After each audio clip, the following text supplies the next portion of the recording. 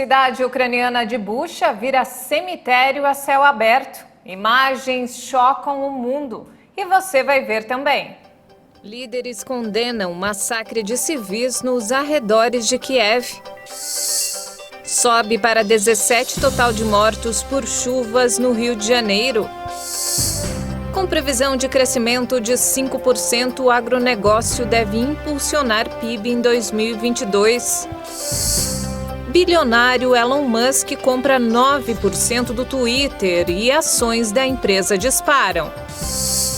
Páscoa chegando, veja alternativas para economizar nessa data especial.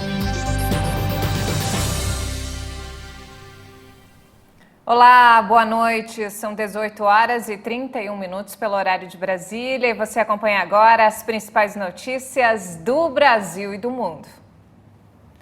Crescem as evidências de atrocidades contra civis em cidades na Ucrânia que estavam ocupadas pelas tropas de Vladimir Putin. O presidente Volodymyr Zelensky acusou nesta segunda-feira a Rússia de promover genocídio enquanto visitava a cidade de Bucha, a 60 quilômetros de Kiev. Vestido com um colete à prova de balas e cercado por soldados, Volodymyr Zelensky falou à imprensa durante uma visita a Bucha, cidade onde centenas de corpos foram encontrados nas ruas e em valas comuns. Zelensky disse que é muito difícil conduzir negociações de paz quando se vê a brutalidade que os russos provocaram no país. Todos os dias, quando nossos combatentes entram e recuperam um território, eles veem o que acontece. Estes são crimes de guerra e serão reconhecidos pelo mundo como genocídio. Vocês estão aqui e podem ver o que aconteceu. Sabemos que milhares de pessoas foram mortas e torturadas. Muitas foram amputadas. Crianças foram mortas. A Procuradoria-Geral da Ucrânia disse que 410 corpos já foram encontrados em cidades e vilarejos nos arredores de Kiev, que as tropas ucranianas retomaram dos russos nos últimos dias. Hoje, o Serviço de Emergência da Ucrânia divulgou um vídeo que mostra especialistas em explosivos tentando desarmar minas terrestres que foram deixadas para trás. Ontem, na cidade de Bucha, jornalistas documentaram corpos com as mãos amarradas nas costas e ferimentos à bala na cabeça. Registros de testemunhas revelam a extensão da violência. Execuções e torturas, uma velha arma de guerra, um crime contra a humanidade. Um trauma que pode se prolongar por muitos anos na Ucrânia. Os líderes europeus se mostraram indignados com a brutalidade e consideram novas sanções contra Moscou. A presidente da Comissão Europeia diz que vai mandar equipe de investigação para documentar o que podem ser crimes de guerra, enquanto Moscou nega acusações e alega fraude. A Polônia pediu nesta segunda-feira a criação de uma comissão de investigação internacional sobre o que chamou de genocídio em cidades ucranianas, incluindo Bucha. De acordo com o primeiro-ministro Mateusz Morawiecki, os massacres sangrentos cometidos pelos soldados russos mereciam ser chamados pelo nome e serem julgados. A reação do chanceler alemão Olaf Scholz à descoberta de dezenas de cadáveres em valas comuns na cidade de Bucha, na região de Kiev, seguiu o mesmo caminho. A morte de civis é um crime de guerra. Devemos chegar ao fundo desses crimes cometidos pelo exército russo. Peço que organizações internacionais, como o Comitê Internacional da Cruz Vermelha, tenham acesso a essas áreas e documentem as atrocidades cometidas. Os responsáveis por esses crimes e seus patrocinadores devem ser punidos. Na França, o presidente Emmanuel Macron defendeu novas sanções contra Moscou durante a entrevista em um programa de rádio. O que ocorreu em Bucha exige um novo conjunto de sanções e medidas claras. Vamos coordenar com nossos parceiros europeus, em particular com a Alemanha, mas vamos tomar medidas individuais adicionais. Sou a favor de um conjunto de sanções em particular sobre o carvão e o petróleo, que são particularmente dolorosas. Espero que isso seja coordenado a nível europeu. Coordonné au niveau européen, mais A Rússia negou todas as acusações vinculadas à descoberta do grande número de cadáveres de civis em Bucha. De acordo com Moscou, não era possível confiar nas imagens divulgadas.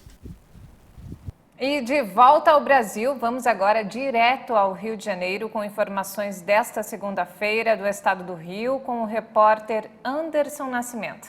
Boa noite, Anderson. A Semana dos Cariocas que utilizam o metrô começou um pouco mais cara.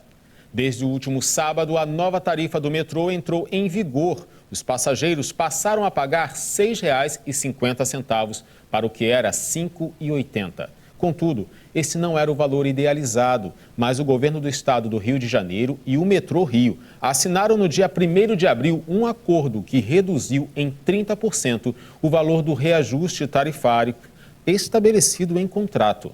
A AGETRANS, Agência Reguladora dos Serviços de Concessão nos Transportes do Estado, havia homologado o preço de R$ 6,80 no mês de fevereiro. Essa diferença residual entre os valores será convertida em investimentos na malha metroviária. Serão cerca de R$ 100 milhões destinados para reforçar a qualidade e a segurança das operações, como novos trilhos e subestações de energia. Agora, um outro assunto aqui do estado do Rio de Janeiro é que as chuvas que atingiram Angra dos Reis e Paraty nos últimos dias deixaram 17 vítimas fatais. Segundo a Defesa Civil, mais 2 corpos foram encontrados na madrugada de hoje. E a cidade já registra 10 mortes na queda da barreira do bairro Monsuaba. Além dessas vítimas, também ocorreram 7 óbitos em Paraty, onde uma mulher foi soterrada junto com 6 filhos. O 7º filho que sobreviveu ao deslizamento, um menino de 12 anos, segue internado e respira com a ajuda de aparelhos. Por conta da situação, o governo federal reconheceu a situação de emergência de Angra dos Reis. Com isso, o Estado pode pedir recursos para a ação de resposta e restabelecimento de serviços essenciais, além de reconstrução das áreas atingidas. Bom, eu fico por aqui, a gente vai seguir torcendo para que tudo fique melhor. Ótima noite para você. Anderson, muito obrigada pelas informações. E olha só, as chuvas do fim de semana também atingiram o litoral norte de São Paulo. Em Ubatuba, famílias estão isoladas e outras tiveram que sair de casa por causa das enchentes. A rodovia Rio Santos está interditada. A Defesa Civil informou que foram registrados 585 milímetros de chuva nas últimas 72 horas. Volume 3 vezes maior que o esperado. No início da tarde desta segunda-feira, as famílias já começaram a voltar para suas casas e cerca de 30 pessoas ainda estavam desalojadas. O bairro Camburi ficou isolado e os moradores estão recebendo ajuda com alimentos e suprimentos com helicópteros e embarcações. A chuva também causou problemas nas rodovias Rio Santos e Oswaldo Cruz, com deslizamentos de terra. O volume de água deixou vários bairros alagados. Ao todo, 71 pessoas foram para abrigos. Na rodovia Rio Santos, a interdição total por causa de deslizamentos de terra nos quilômetros 1, 6, 7 e 8, todos em Ubatuba. Já na Oswaldo Cruz, a interdição por queda de barreira e árvore na pista do quilômetro 66 ao quilômetro 88. E começou hoje a primeira fase da campanha nacional de vacinação contra a gripe para os idosos com 60 anos ou mais e para os trabalhadores da saúde.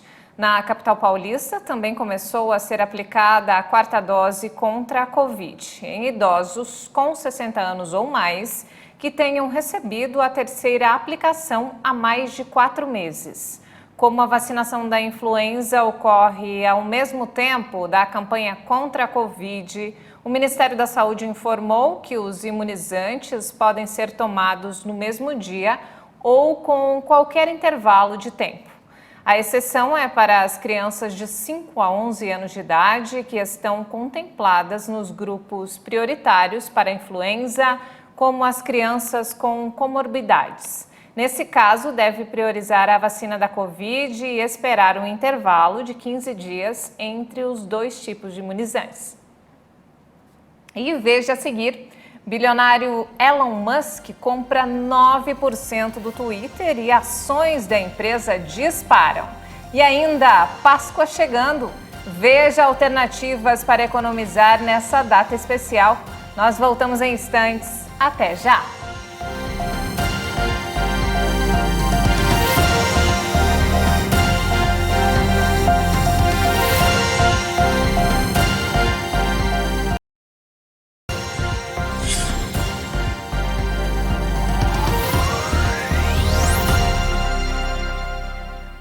E nós estamos de volta, 18 horas e 43 minutos. Olha só, faltam poucos dias para a Páscoa e para muita gente será difícil presentear toda a família.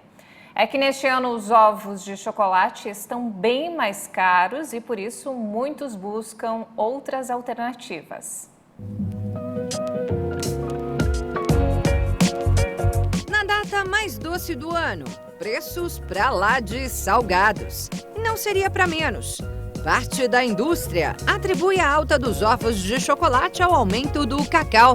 Mas não foi só ele que subiu. A embalagem, tanto o plástico quanto o papel, eles encareceram demais. E a guerra na Ucrânia também tem impactado muito nesse mercado, especialmente nos produtos importados. E não é só o combustível que traz o chocolate, é a embalagem também que precisa dessa matéria-prima. Então a guerra está sim influenciando para a gente em todos esses sentidos.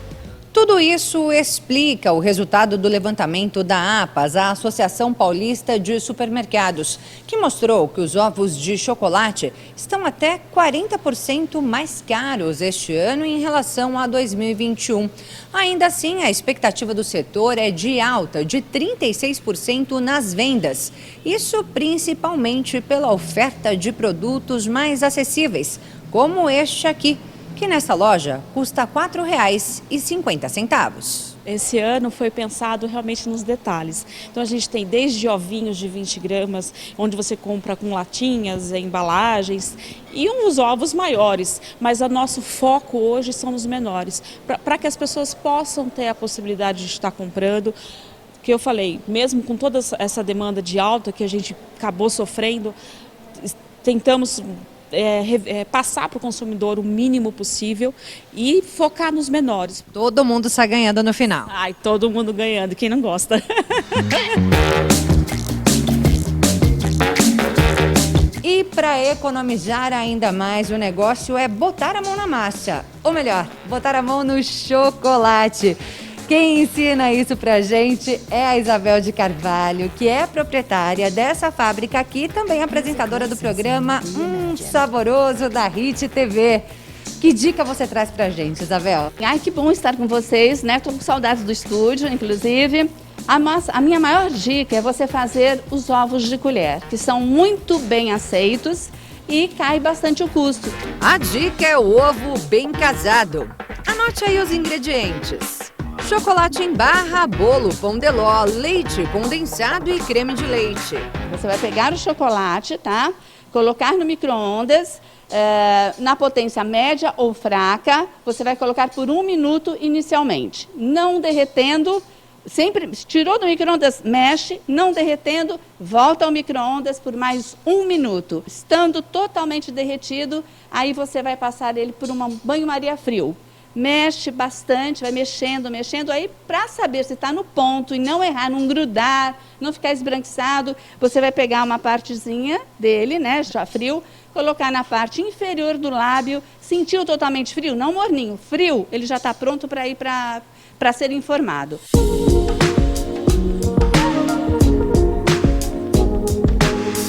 "15 minutinhos na geladeira e o ovo está pronto para ser desenformado. Aí vem o recheio. Daí eu vou voltar com ele na forma. Aqui a receitinha é muito simples. Eu vou pegar aqui, olha, pego uma lata de leite condensado, levo na panela de pressão, conto 45 minutos, aí deixa esfriar, lógico, né?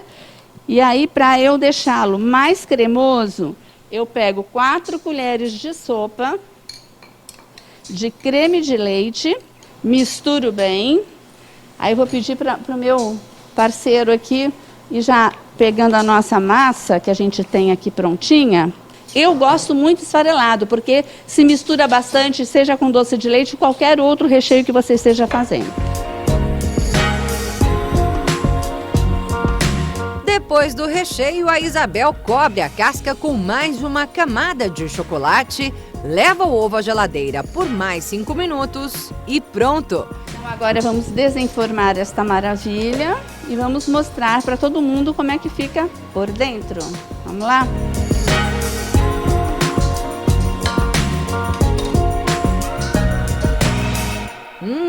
Difícil é resistir. O resto é muito simples. Com poucos ingredientes, dá para fazer essa delícia para a família toda. Com certeza, fazer o próprio ovo pode ser muito mais gostoso e divertido. Não é à toa que tem aqui crianças que você vai ensinar hoje, né? Vou ensinar com o maior prazer, porque é uma fundação. Então, são crianças carentes que não têm condições de comprar. Então, são 2 motivos. Um, que ela vai fazer para ela, e segundo, que a fundação vai fazer para vender. Né? Então, isso para a gente é gratificante. Trabalhar é muito bom e ajudar é melhor ainda. Fica aí, então, a dica da Isabel de Carvalho para vender, presentear e, claro, saborear muito. Não só na Páscoa, mas o ano todo. E essa segunda-feira foi um novo dia de força para moedas de países exportadores de matérias-primas, enquanto o patamar alto dos juros básicos brasileiros continuava impulsionando o real. O dólar fechou em queda de 1,27%, cotado a R$ 4,60 na venda.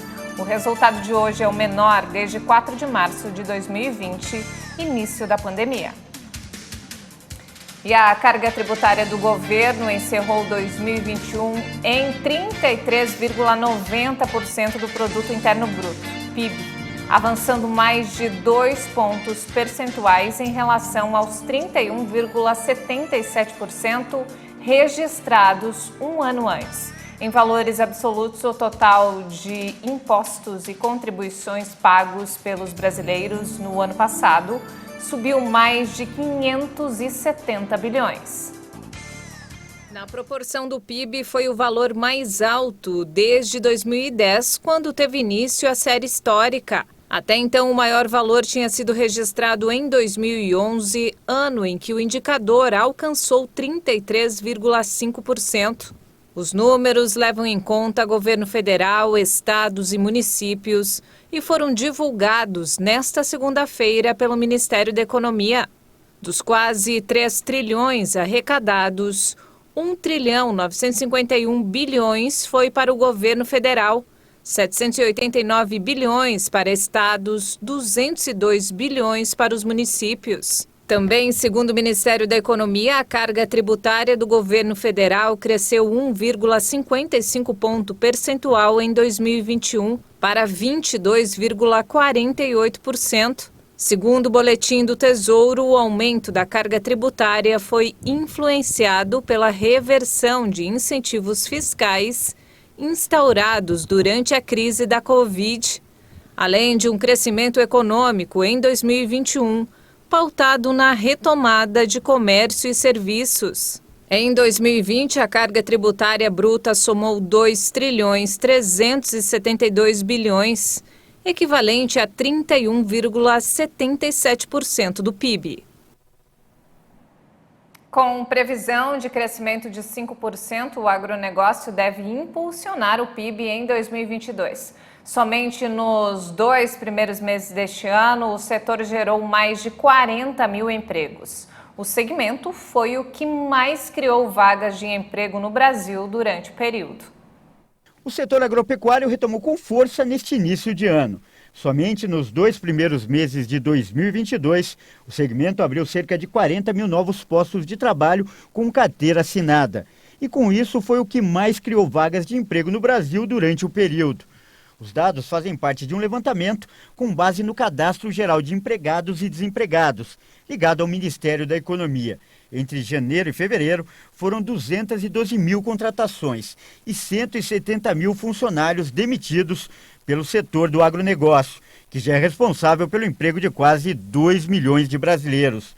Ainda de acordo com dados do CAGED, o número de trabalhadores no segmento cresce há 4 meses seguidos. Além da alta demanda no mercado internacional pelas proteínas, a previsão é que o clima também seja um bom aliado da agropecuária neste ano.